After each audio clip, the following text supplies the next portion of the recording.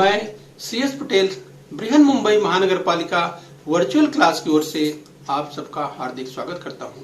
बच्चों, वैश्विक महामारी के चलते इस वर्ष पठन पाठन का कार्यक्रम प्रभावित हो रहा है। ऐसे में हमारी बृहन मुंबई महानगर पालिका ने प्रत्येक विद्यार्थी तक ऑनलाइन शिक्षण पहुंचाने की व्यवस्था की है। तो आइए बच्चों शुरू करते हैं। तो बच्चों, कक्षा 9 में आज हम पढ़ेंगे राजनीति शास्त्र यानी पॉलिटिकल साइंस की बात करेंगे। तो बच्चों, स्क्रीन पर आप देख पा रहे हैं इतिहास और राजनीति शास्त्र की कक्षा 9 की पाठ्य पुस्तक। तो बच्चों, आज हम पढ़ेंगे छठा पाठ अंतर्राष्ट्रीय समस्या भाग 2 यानी इंटरनेशनल प्रॉब्लम पार्ट 2 की बात करेंगे। तो बच्चों, मैं CS Patel virtual training centre MCGM Mumbai से।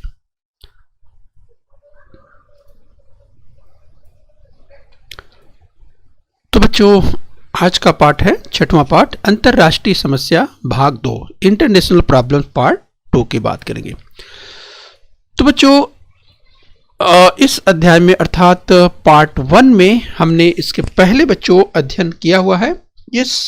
अगर हम बात करें अंतर्राष्ट्रीय समस्या की तो बच्चों हमने मानवाधिकार तथा अंतर्राष्ट्रीय व्यवहार में मानवाधिकार अवधारणा का उदय, इसकी चर्चा हमने की थी, तथा मानवाधिकार और भारत व पर्यावरण के संदर्भ में हमने जानकारी प्राप्त की थी। तो बच्चों, थोड़ा सा रिवाइज करते हुए आगे बढ़ेंगे। तो बच्चों, स्क्रीन पर आप देख पा रहे हैं हमारी पृथ्वी किस तरह से पश्चिम से पूर्व की ओर लगातार घूम रही है। इस बच्चों, तो चलिए इसी क्रम में हम और आगे बढ़ेंगे। थोड़ा सा रिवीजन करते हुए बढ़ेंगे बच्चों। कुछ समस्याएं ऐसी होती हैं जो केवल एक ही देश की नहीं होती। तो बच्चों, ये कुछ समस्याएं ऐसी होती हैं जो विश्व या ग्लोबलाइजेशन की अगर बात करें यानी पूरी दुनिया में होती है। इस बच्चों, तो उनके परिणाम अनेक देशों पर तथा कुछ दिनों बाद विश्व के सभी देशों पर होते हैं। इस तरह की समस्याएं दिखाई देती हैं। तो बच्चों, विश्व को त्रस्त करने वाली इन समस्याओं को अंतर्राष्ट्रीय समस्या कहते हैं। तो बच्चों, आज हम पढ़ने वाले हैं अंतर्राष्ट्रीय समस्या के ही संदर्भ में हम देखने वाले हैं। बच्चों, अगर बात करें ह्यूमन राइट्स की यानी मानवाधिकार की तो पार्ट 1 में इसके बारे में हमने जानकारी प्राप्त कर ली है। थोड़ा सा रिवाइज करते हुए हम आगे बढ़ेंगे। बच्चों, मानवाधिकार की अवधारणा का उदय प्राकृतिक अधिकारों की अवधारणा में दिखाई देता है, जिसकी चर्चा पार्ट 1 में हम कर चुके हैं। हमने देखा है बच्चों कि अतः मानवाधिकार से तात्पर्य मनुष्य के रूप में तथा समाज के एक घटक के रूप में जीने के लिए आवश्यक अधिकार। तो इसकी चर्चा बच्चों हम पार्ट 1 में कर चुके हैं। बच्चों, अंतर्राष्ट्रीय व्यवहार में मानवाधिकार अवधारणा का उदय यानी rise of the concept of human rights in international relations. तो ये बच्चों, जब हम अंतर्राष्ट्रीय संबंधों की बात करते हैं तो ये संयुक्त राष्ट्र की स्थापना हो जाने पर मानवाधिकारों का वैश्विक घोषणा पत्र तैयार किया गया। बच्चों, हमने पार्ट 1 में देखा था कि 10 दिसंबर 1948 को संयुक्त राष्ट्र की आम सभा में यह घोषणा पत्र बहुमत से पारित किया गया। इसकी चर्चा हम पहले कर चुके हैं। यस बच्चों, आइए बच्चों, इसी क्रम में हम और आगे बढ़ेंगे। मानवाधिकार और भारत के संदर्भ की चर्चा भी हम पार्ट 1 में हमने किया था ह्यूमन राइट्स एंड इंडिया के संदर्भ में। यस बच्चों, तो भारतीय संविधान में मानवाधिकारों को मौलिक अधिकारों का स्थान दिया गया है। संविधान के मौलिक अधिकारों के साथ ही कमजोर वर्ग, महिला, अल्पसंख्यकों की सुरक्षा का दायित्व सरकार पर है। वर्ष 1993 में मानवाधिकार सुरक्षा कानून बनाया गया। तो बच्चों, इसकी चर्चा हम कर चुके हैं। थोड़ा सा हम रिवीजन कर रहे थे। आइए बच्चों, इसी क्रम में हम और आगे बढ़ लेते हैं। यस बच्चों, पर्यावरण की बात करें। यस, पर्यावरण की भी चर्चा हम कर चुके हैं कि किस प्रकार से हमारी पृथ्वी या यूं कहें कि हमारा जो पर्यावरण है प्रभावित हो रहा है। तो खेतों में बड़ी मात्रा में उपयोग में लाई जाने वाली रासायनिक खादें और कीटनाशक औषधियां, वाहनों के कारण उत्पन्न होने वाला ध्वनि प्रदूषण, परमाणु ऊर्जा भट्टियों से होने वाला किरणोत्सर्ग, तेल रिसाव अथवा रासायनिक गैसों का रिसाव आदि के कारण पर्यावरण असुरक्षित बनता जा रहा है और विविध प्रकार की समस्याएं निर्मित हो रही हैं। इस अनुभूति से पर्यावरण सुरक्षा का प्रश्न अंतर्राष्ट्रीय स्तर पर चर्चा में आने लगा है। तो बच्चों, ये पर्यावरण अंतर्राष्ट्रीय विषय बन चुका है। ये सबकी जिम्मेदारी बनती है, चाहे विकसित देश हो या विकासशील देश हो। तो बच्चों जब हम विकसित देश की बात करते हैं यानी डेवलप्ड कंट्रीज की बात करते हैं, यस बच्चों, चाहे अमेरिका की बात करें, रूस की बात करें, चीन की बात करें, यस बच्चे ये विकसित देशों की यानी डेवलप्ड कंट्रीज की बात करें, और विकासशील देशों की बात करें जैसे बच्चों भारत, ब्राज़ील, ये विकासशील अर्थात डेवलपिंग कंट्रीज हैं। तो चलिए बच्चों हम बात करेंगे आज इस क्रम में स्टॉकहोम से पेरिस, यस बच्चों, स्टॉकहोम से पेरिस परिषद की बात करेंगे, स्टॉकहोम टू पेरिस कॉन्फ्रेंस की बात करेंगे।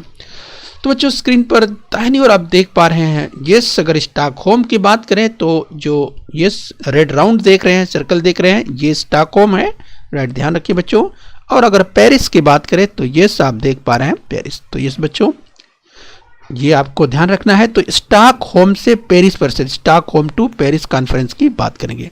बच्चों अंतर्राष्ट्रीय स्तर पर पर्यावरण संबंधी तत्कालीन और दीर्घकालीन समस्याओं पर चर्चा करने के लिए तथा उन पर उपाय खोजने के लिए स्टॉकहोम में 5 से 16 जून 1972 की कालावधि में संयुक्त राष्ट्र की मानवीय पर्यावरण संबंधी परिषद आयोजित की गई। राइट बच्चों, तो ध्यान रखिए, यहाँ पर आपको हम पॉइंटर की मदद से बताना चाहें। यस, तो ध्यान रखना है 5 से 16 जून 1972 की कालावधि में यस बच्चों संयुक्त राष्ट्र की मानवीय पर्यावरण संबंधी परिषद आयोजित की गई थी। 5 जून, यस 5 से 16 जून 1972, राइट, ध्यान रखना है आपको यस बच्चों। तो पर्यावरण से संबंधित ध्यान रखना है, यस पर्यावरण संबंधी परिषद आयोजित की गई थी। यस बच्चों स्टॉकहोम और पेरिस का आपको ध्यान रखना है। तो चलिए बच्चों इसकी चर्चा आगे भी हम विस्तार से करने वाले हैं। यस बच्चों स्टॉकहोम से पेरिस परिषद, स्टॉकहोम टू पेरिस कॉन्फ्रेंस की बात कर रहे हैं। इस बच्चों इस परिषद में प्रदूषण को मात देने हेतु सहयोग करना सभी राष्ट्रों की जिम्मेदारी है, इस पर बल दिया गया अर्थात जोर दिया गया। बच्चों इस कॉन्फ्रेंस में विकसित देश अधिक मात्रा में पर्यावरण ह्रास के लिए जिम्मेदार हैं, राइट। तो ध्यान दीजिए बच्चों, जब हम विकसित देशों की बात करते हैं तो विकसित देश वे देश जो विकास की दौड़ में सबसे आगे चल रहे हैं। इस बच्चों अगर हम बात करें यूरोपियन तमाम कंट्रीज की बात करें विकसित देशों की, यस बच्चों चाहे हम यस यूएसए की बात करें, यस बच्चों फ्रांस की बात करें, जर्मनी की बात करें, रूस की बात करें, यस बच्चों ये तमाम ऐसे देश हैं, यूरोपियन कंट्रीज हैं जो विकसित देशों की श्रेणी में आते हैं बच्चों। यस, और इसके अलावा हम चीन की बात करें, जापान की बात करें, ये विकसित देशों की श्रेणी में आते हैं। तो विकसित देश अधिक मात्रा में पर्यावरण ह्रास के लिए जिम्मेदार हैं और इस ह्रास को रोकने की जिम्मेदारी उन्हें लेनी चाहिए। तो बच्चों ये किस आधार पर कहा गया, अगर हम आपको यहाँ पर थोड़ी सी चर्चा करें कि विकसित देश जो कि अगर यूं देखा जाए कि विकसित देश जो विकास की दौड़ में सबसे आगे हैं बच्चों, उनके यहाँ ये CFC अगर बात करें क्लोरोफ्लोरोकार्बन की बात करें जिसका उपयोग रेफ्रिजरेटर्स, AC, यस प्रशीतकों में बड़े पैमाने पर इस्तेमाल किया जाता है। और बच्चों इनका उत्पादन सबसे अधिक कौन करता है, इनका उपयोग सबसे अधिक यही करते हैं, विकसित देश करते हैं। तो तात्पर्य यह कि विकसित देश इसीलिए पर्यावरण ह्रास के लिए बच्चों CFC, जिस CFC की बात कर रहे हैं यानी क्लोरोफ्लोरोकार्बन की बात कर रहे हैं बच्चों, ये बहुत ही खतरनाक होता है, खास करके ओजोन लेयर के लिए बहुत ही खतरनाक होता है। और इसके कारण जो है ओजोन जो परत है उसको नुकसान पहुंचता है और इसके कारण जो है अगर ओजोन को जिस तरह से नुकसान पहुंच रहा है तो सूर्य की जो अल्ट्रावायलेट जो पराबैंगनी किरणें हैं वे सीधे पृथ्वी पर आएंगी, जिसकी तमाम तरह की बीमारियां और जो है स्किन डिजीज होगी। और इसके अलावा जो अगर रैपिड इंडस्ट्रियलाइजेशन की बात करें जो विकसित देशों में अगर देखा जाए तो जो तेजी से बच्चों औद्योगिकरण हुआ है इसके परिणाम स्वरूप और जो पर्यावरण से संबंधित समस्याएं वे भी बढ़ने का एक कारण है, राइट। तो विकास के साथ साथ जो पर्यावरण ह्रास के लिए जो जिम्मेदार हैं वे विकसित राष्ट्र अधिक जिम्मेदार हैं, इस पर चर्चा हुई और इस ह्रास को रोकने की जिम्मेदारी उन्हें लेनी चाहिए, इस बच्चों यह स्पष्ट रूप से कहा गया। तो ऐसी भूमिका विकासशील राष्ट्रों ने ली, यानी जो विकासशील जो डेवलपिंग, ध्यान रखिए बच्चों, जो विकासशील देश हैं, विकासशील राष्ट्र हैं, जैसे भारत है, ब्राजील है, तो भारत, ब्राजील, ये सब विकासशील देश हैं जो विकास कर रहे हैं और विकसित देश कौन से बच्चों? ये जो विकास की श्रेणी में सबसे आगे हैं, जो विकास कर चुके हैं, वे डेवलप्ड कंट्रीज हैं और ये डेवलपिंग कंट्रीज हैं, राइट। ये दोनों अंतर आपको ध्यान रखना है। तो यस बच्चों, तो ऐसी भूमिका विकासशील राष्ट्रों यानी डेवलपिंग जो नेशंस हैं उन्होंने इस बात को रखा कि हम तो विकास कर रहे हैं, हमें अवसर मिलना चाहिए। यस, क्योंकि आप जो है विकास कर चुके हैं तो आप सबसे अधिक पर्यावरण ह्रास के जिम्मेदार हैं। इस तरह की भूमिका विकासशील देशों ने, विकासशील राष्ट्रों ने रखी। आज भी विकासशील राष्ट्र यही भूमिका प्रस्तुत करते हैं, राइट। तो ये बच्चों ध्यान रखना है। चलिए बच्चों, हम बात कर रहे हैं स्टॉकहोम से पेरिस परिषद यानी स्टॉकहोम टू पेरिस कॉन्फ्रेंस की बात कर रहे हैं। ये तो ध्यान रखना है। स्टॉकहोम देख सकते हैं यहाँ पे, पेरिस आप देख सकते हैं बच्चों। तो इस परिषद में पर्यावरण के लिए काम करने वाली गैर सरकारी संस्थाएं उपस्थित थी और इस परिषद की और एक और विशेषता है बच्चों, इसकी भी हम बात कर लेते हैं। इस परिसर में वैश्विक सामाजिक संपत्ति की रक्षा का मुद्दा प्रस्तुत किया गया। इन साधनों के संरक्षण का दायित्व तो सभी राष्ट्रों पर है, इस पर सभी एकमत हो गए, राइट। तो बच्चों यहां पर आपने देखा कि इस परिषद में पर्यावरण के लिए काम करने वाली गैर सरकारी संस्थाएं भी उपस्थित थी। ये सरकारी संस्थाएं तो थी लेकिन गैर सरकारी संस्थाएं भी उपस्थित थी और यह इस परिषद की एक विशेषता थी। इस परिषद में देखा बच्चों आपने, हमने बात की कि वैश्विक सामाजिक संपत्ति की रक्षा यानी वैश्विक सामाजिक संपत्ति की रक्षा का मुद्दा भी प्रस्तुत किया गया और इन साधनों के संरक्षण का दायित्व सभी राष्ट्रों पर है, इस पर सभी एकमत हुए। ये भी हमको ध्यान रखना है। इस परिषद के बाद ही संयुक्त राष्ट्र ने संयुक्त राष्ट्र पर्यावरण कार्यक्रम निर्माण किया, राइट। तो बच्चों ये भी आपको ध्यान देना है कि ये जो कॉन्फ्रेंस की हम बात करें, इस कॉन्फ्रेंस के बाद ही संयुक्त राष्ट्र ने ये संयुक्त राष्ट्र पर्यावरण कार्यक्रम इसका निर्माण किया, राइट। तो ये हमें ध्यान रखना है। आइए बच्चों इसी क्रम में हम और आगे बढ़ेंगे। तो हम बात कर रहे हैं स्टॉकहोम से पेरिस परिषद, स्टॉकहोम टू पेरिस कॉन्फ्रेंस की बात कर रहे हैं।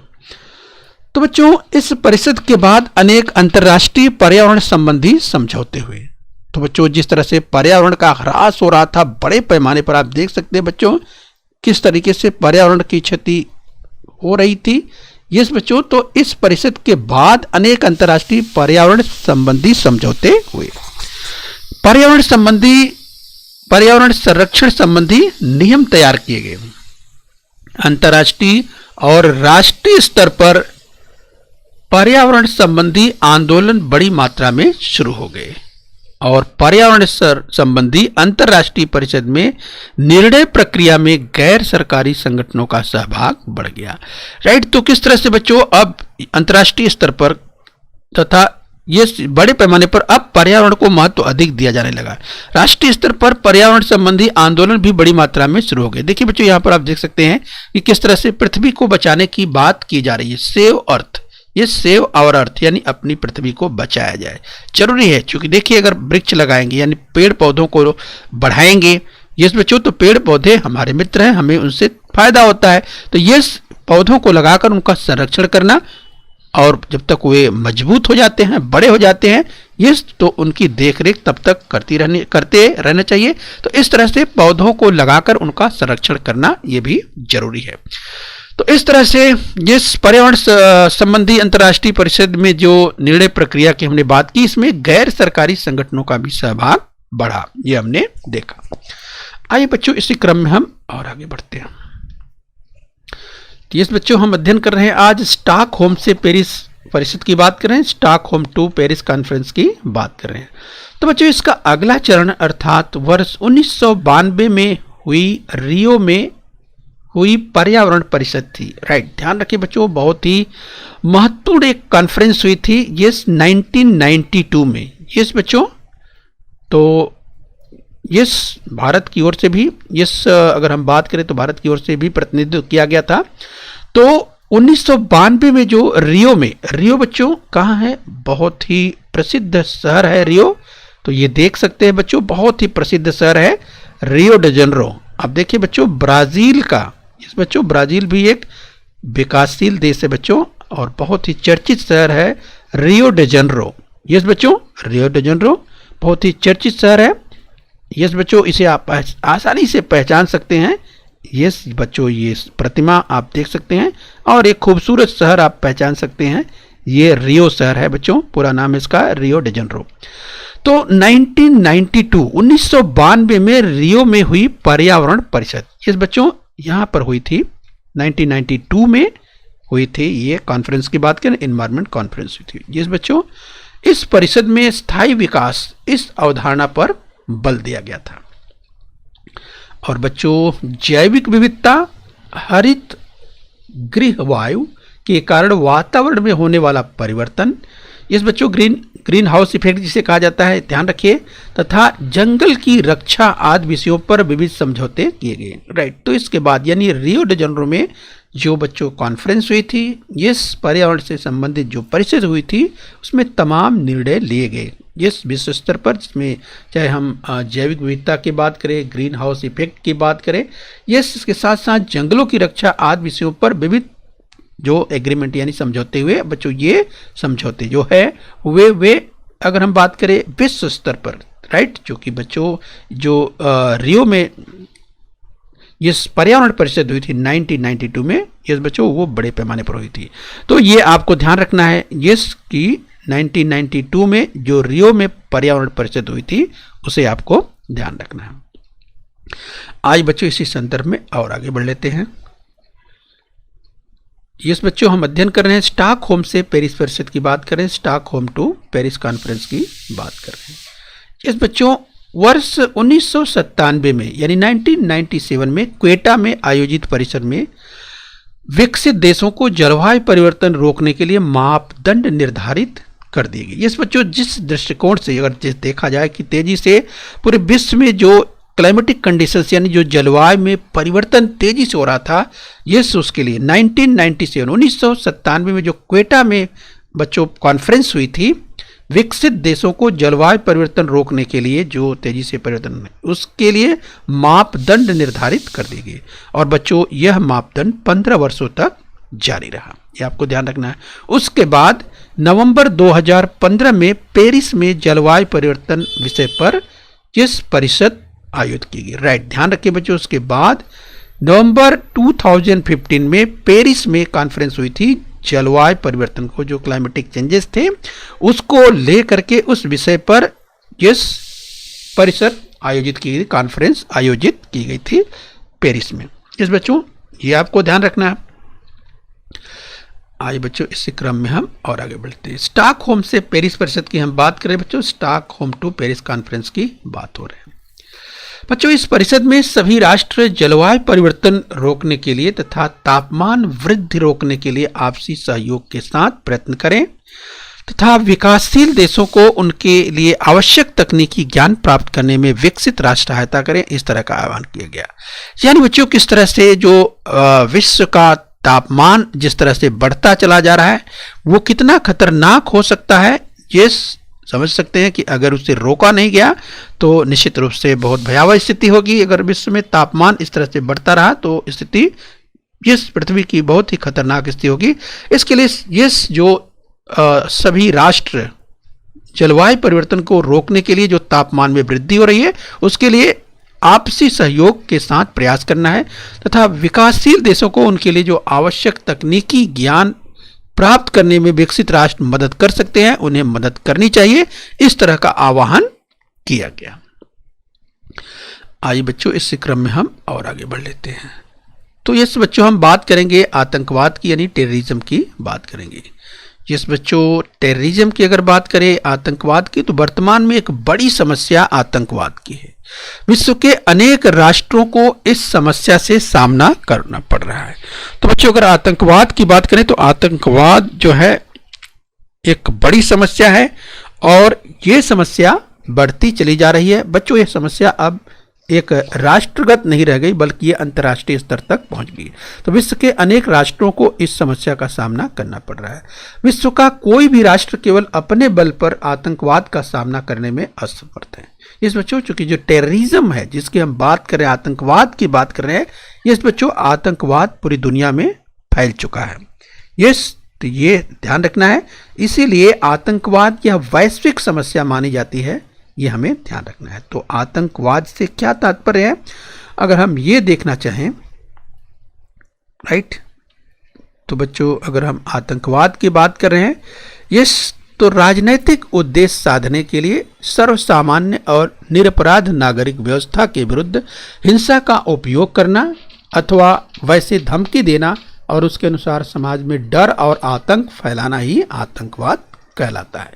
राइट, तो ध्यान रखिए बच्चों, जो आतंकवादी होते हैं, जो उनका उद्देश्य क्या होता है, राजनीतिक उद्देश्य साधने के लिए सर्वसामान्य और निरपराध नागरिक व्यवस्था के विरुद्ध हिंसा का उपयोग करना या उस तरह की धमकी देना और उसके अनुसार समाज में डर और आतंक फैलाना आतंकवाद कहलाता है। राइट, ये हमें ध्यान रखना है। आतंकवाद संगठित और नियोजित पद्धति से की गई हिंसा है। तो बच्चों आतंकवाद क्या है, संगठित और नियोजित पद्धति से की गई हिंसा है। इस बच्चों हम बात कर रहे हैं टेररिज्म की बात कर रहे हैं, आतंकवाद की बात कर रहे हैं। आतंकवाद का अंतरराष्ट्रीय राजनीति पर दूरगामी परिणाम हुआ है।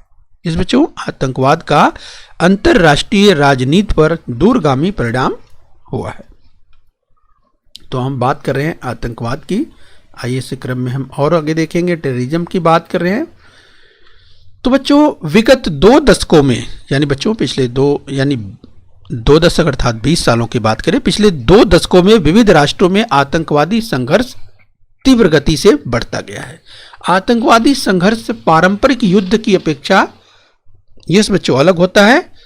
पारंपरिक युद्ध 2 अथवा अधिक प्रभुत्व संपन्न राष्ट्रों के बीच का संघर्ष होता है जो, लेकिन बच्चों अगर हम बात करें आतंकवाद की, तो यस आतंकवाद की बात करें तो ऐसे युद्ध में प्रमुख रूप से राष्ट्रों की भौगोलिक सीमाओं की सुरक्षा का महत्व होता है, अर्थात राष्ट्रीय सुरक्षा भौगोलिक सीमाओं से संबंधित होती है। तो आतंकवादी अगर गतिविधियों की बात करें तो बच्चों आतंकवादी समूह विश्व के किसी भी कोने से कहीं भी हिंसात्मक गतिविधियां करवा सकता है।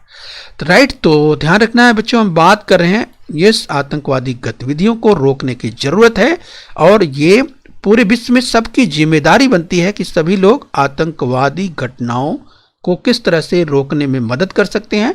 पूरे विश्व इस समुदाय की अगर देखा जाए तो इस तरह की जो हिंसात्मक गतिविधियां हैं, आतंकवादी गतिविधियां हैं, यस जो कि विश्व में किसी भी कोने से इस तरह की हिंसात्मक गतिविधियां कराई जा सकती हैं। तो इसके लिए जिस पूरे विश्व को इसके लिए सजग रहना है और इस तरह से आपस में सहयोग की स्थिति बनाए रखना है। तो चूंकि ये वैश्विक समस्या है आतंकवाद, इसलिए इसको पूरे विश्व के सभी लोगों की जिम्मेदारी बनती है। तो बच्चों हम टेररिज्म की बात कर रहे हैं। आतंकवादी हमले का उद्देश्य भौगोलिक सीमाओं को हानि पहुंचाना नहीं, बल्कि देश की राज सत्ता को चुनौती देना अथवा सरकार के अस्तित्व को नकारना होता है। अर्थात बढ़ते आतंकवाद से देश की बाह्य सुरक्षा के साथ ही आंतरिक सुरक्षा के लिए भी खतरा निर्माण हो जाता है। तो इस तरह से अगर देखा जाए बच्चों, तो जो आतंकवादी हमले का जो उद्देश्य होता है, इस भौगोलिक सीमाओं को हानि पहुंचाना उनका उद्देश्य नहीं होता है, बल्कि राज सत्ता, जो देश की सत्ता होती है, उसको चुनौती देना या सरकार के अस्तित्व को नकारना होता है। ये आतंकवादियों का उद्देश्य होता है। तो आतंकवाद की रोकथाम करने के लिए विविध राष्ट्रों की सुरक्षा प्रणाली में आपसी सहयोग से काम करना आवश्यक हो गया। यस, तो विविध राष्ट्र यस आगे आए और किस तरह से आपसी सहयोग करें, इसके लिए यहां पर देखा जा रहा है कि किस तरह से आतंकवाद की रोकथाम के लिए यस विविध राष्ट्रों की सुरक्षा प्रणाली को आपसी सहयोग के साथ एक साथ मिल करके काम करना होगा। यस, तो तभी जो है आतंकवाद को या आतंकवाद से निपटा जा सकता है। इस तरह यहां पर आप देख सकते हैं। आज बच्चों इस क्रम में हम और आगे बढ़ते हैं। राइट, तो बच्चों आज हमने यहां तक अर्थात हमने पार्ट 2 में जो बात की बच्चों, यस हमने देखा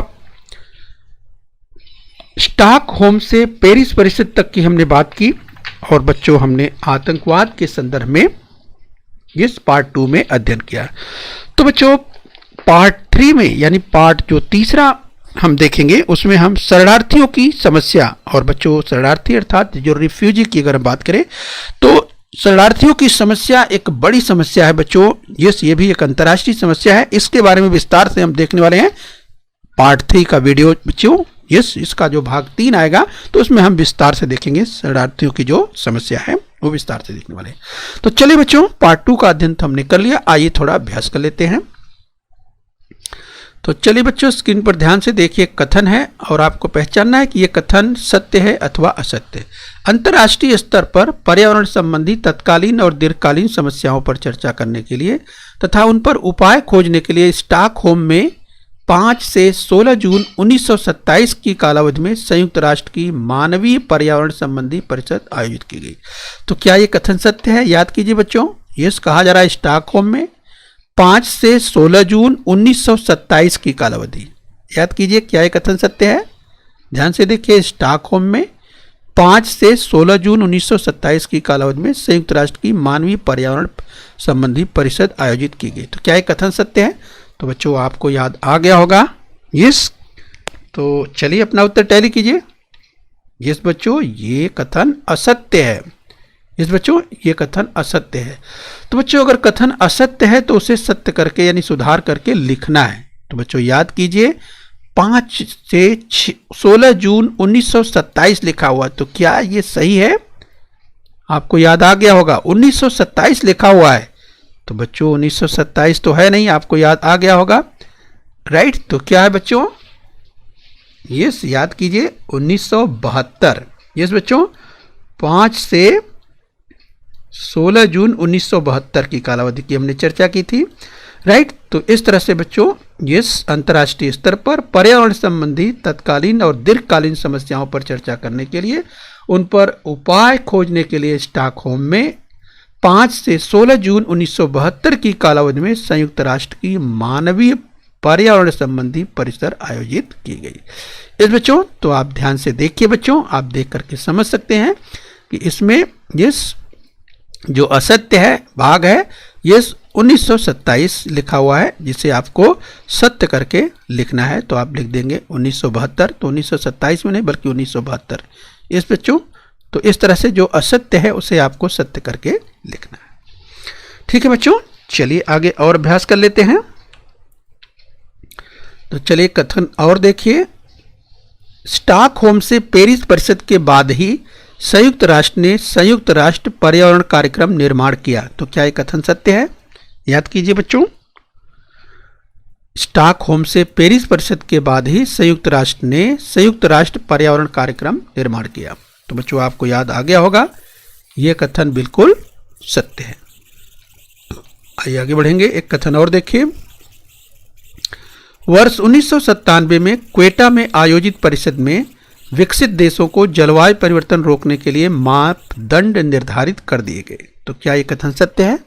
1997 क्वेटा में, जिस बच्चों इसकी चर्चा हमने की थी, आपको याद आ गया होगा। तो चलिए अपना उत्तर टैली कीजिए, यह कथन बिल्कुल सत्य है।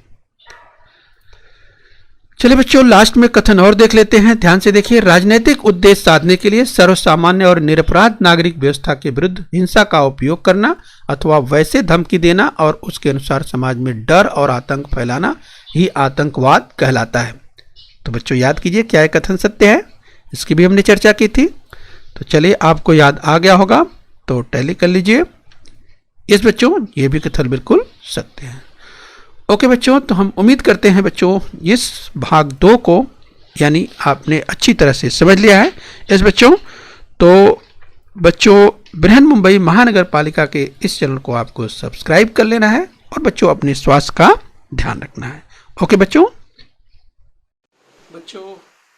बृहन मुंबई महानगर पालिका के इस चैनल को सब्सक्राइब कर लीजिए और बेल आइकन प्रेस कर लीजिए।